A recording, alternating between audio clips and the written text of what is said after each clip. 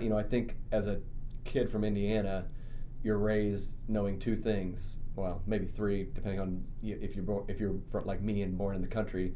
You know how to corn detassel, you know how to shoot a basketball, and you know what the Indianapolis 500 is. And so, IMS I think plays a big part in any person from Indiana's memories, and that's probably my first memory of IMS.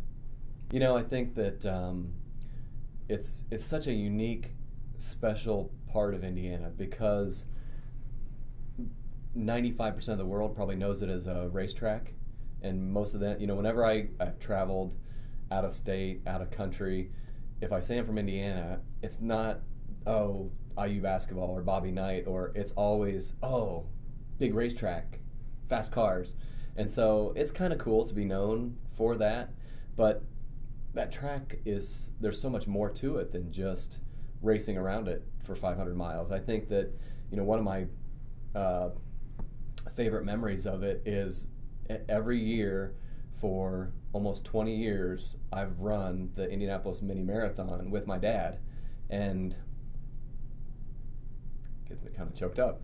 And you can, look around my office, and I've got a picture right beside my desk of my dad and I, every finish, getting a picture, where we get a picture together.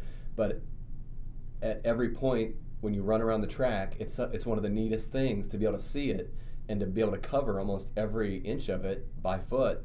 And when we run across the bricks, we would always put our hands around each other and, a big #1 sign. So that's a memory that will stick with me forever. For me, it's 500 miles and 500 memories. I mean, I just sat here and told you all these different things what it meant to me.